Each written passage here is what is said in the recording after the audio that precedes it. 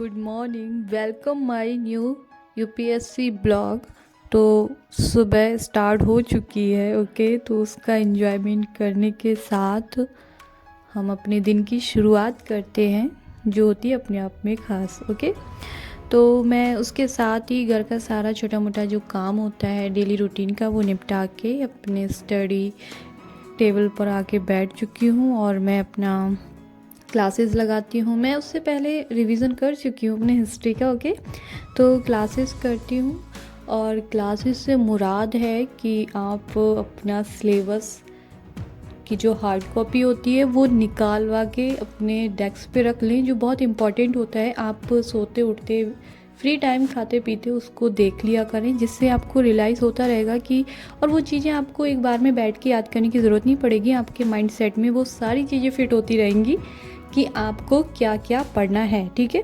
तो इन सब चीज़ों का ध्यान रखते हुए ही मैं अपना क्लास करती जाती हूँ और उसको एंजॉय करना क्लास को। और जैसे कि आप जानते हैं कि यूपीएससी का जो मेंस है, इस टाइम मेंस का ही सीज़न चल रहा है, जैसे कि मैंने अपनी लास्ट वीडियो में बताया था।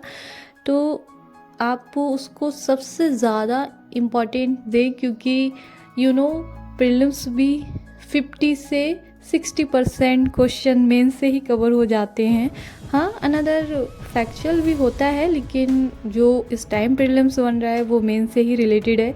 और मेंस के जो क्वेश्चन आते हैं वो सब आपस में बॉन्डेड रहते हैं। तो अगर आप बिगनर हैं तो आप कोशिश करें कि आप अगर स्टार्टिंग कर रहे हैं तो अपना टॉपर्स का, जैसे कि साइट से, नेट के, इंटरनेट के प्लेटफॉर्म से, कहीं से भी आप जो है टॉपर्स की कॉपियाँ निकाल के पढ़ना स्टार्ट कर दें। बहुत सारे कोचिंग इंस्टीट्यूट हैं जो क्वेश्चन आंसर कराते हैं और क्वेश्चंस को शुरू कराते हैं कि किस टाइप से उनकी अंडरस्टैंडिंग करनी है। बहुत सारे जो अपने आप में यूपीएससी के मास्टर हैं वो बहुत अच्छे से यूट्यूब पर बहुत सारी उन्होंने आंसर राइटिंग को लेकर बहुत सारी वीडियोस अपलोड कर रखी हैं। आप सर्च करेंगे तो आपको मिल जाएंगे, तो उसके बारे में तो आपको सोचना ही नहीं है, ज़्यादा परेशान नहीं होना। बस आप सिलेबस निकलवाएं और आराम से स्टार्ट करें यूपीएससी का सफ़र। तो इस सफ़र में बहुत सारी प्रॉब्लम्स भी आएंगी, ऐसा नहीं है, क्योंकि हमारा जो माइंड है वो कहीं ना कहीं स्कूल टाइप का बिल्ड हो चुका है, फैक्चुअल इन्फॉर्मेशन ज़्यादा, ठीक है। तो यहाँ पर क्या है, थिंकिंग क्रिएचर मांगता है यूपीएससी। तो उसको ही ध्यान में रखते हुए आपको, जब स्टार्टिंग में आप यूपीएससी का सिलेबस स्टार्ट करेंगे तो आपको लगेगा कि क्या वर्डन पड़ रहा है माइंड पर, कि चीज़ें मतलब जब घुसेंगी अंदर को तो वो दिक्कत ही देंगी। तो आपको इन सब चीज़ों का ध्यान रखते हुए अपने आप में ही बहुत सारी चीज़ें स्टार्ट करनी होंगी, ठीक है ना।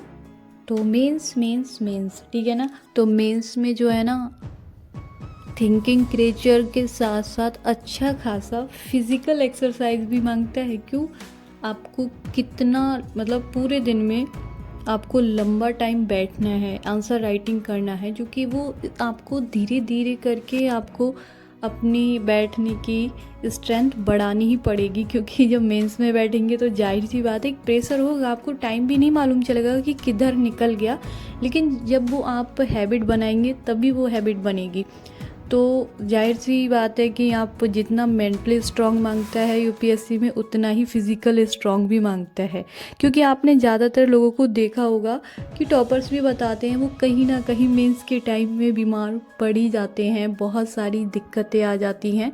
तो आप स्टार्टिंग से ही अपनी जो स्टडी है वो इस टाइप की रखें कि आप अगर बीच में कहीं इस टाइप का बीमारी वगैरह जैसा हेल्थ इशूज़ आ जाता है तो आप उसको आराम से ही फेस कर सकें, कोई मतलब मेंटली प्रेशर ना आ जाए, फिज़िकल तो है ही। तो उस सब चीज़ों को ध्यान में रखते हुए आपको अपना डेली रूटीन में एक्सरसाइज, छोटे छोटे मतलब अगर आप लंबा टाइम पढ़ाई कर रहे हैं ना, तो आप छोटे छोटे एक स्लीप मोड ले लें तो ज़्यादा बेहतर रहेगा, ओके।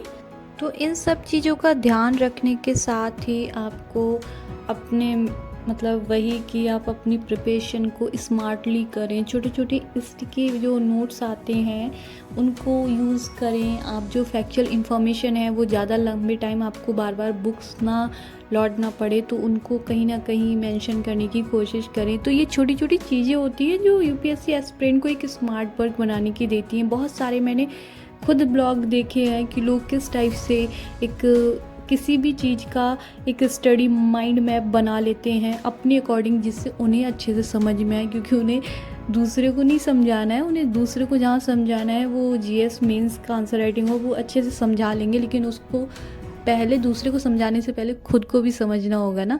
तो उन सब चीज़ों का ध्यान रखना है और अपना अच्छे से ध्यान रखें, तभी आप अपनी पढ़ाई का ध्यान रख सकेंगे। सबसे एक मतलब छोटी सी मैं जो एक मोटिवेशनल बात है वो ये बताना चाहूँगी, जैसे कि हम अपना रूटीन बनाते हैं ना, उसके बाद हम स्ट्रेस में आ जाते हैं अगर वो कंप्लीट नहीं हो पाता है तो आपको अपना जब रूटीन बनाते हैं बस इतना सा ध्यान रखना है कि आपको सिंपली अपने आप से कहना है कि ये जो मैंने लिखा है ना बस इतना ही करना है, इससे आगे पीछे कुछ नहीं सोचना है। तो आप जब इतना ही करेंगे, इससे ज़्यादा आप नहीं सोचेंगे, तो बहुत इजी हो जाएगा आपके लिए आपका डेली रूटीन कवर करना। ठीक है, जब वो डेली रूटीन कवर होगा तो आपको अपने आप में ही एक मोटिवेशन पावर फील होगी। तो इन सब चीज़ों का आपको बहुत बहुत अच्छे से ध्यान रखना है। ठीक है ना। प्रीलिम्स के लिए आप वही कि आप जो पेपर सेट आते हैं मार्केट में ऑनलाइन बहुत सारे प्लेटफॉर्म पर उपलब्ध हैं, आप उनको सॉल्व करते रहें। सीसैट भी साथ में लगाते रहें जो बहुत इम्पॉर्टेंट है। और करंट अफेयर्स आप साइट से बहुत सारी द हिंदू की लोग बहुत अच्छे से शॉर्टली करके इतना अच्छा मटेरियल प्रोवाइड कराते हैं, उसको भी डेली कवर करने की कोशिश करें, बेटर रहेगा। ठीक है ना। तो मैं आज का अपना जो ब्लॉग है वो यहीं ख़त्म करती हूँ छोटी मोटी बातों के साथ, और फिर मिलेंगे नेक्स्ट ब्लॉग में। आप अपना ख्याल रखें और अच्छे से रहें और अपना रूटीन डेली फॉलो करते रहें, जिससे कि आपको जब वो अंदर से हैप्पीनेस महसूस हो।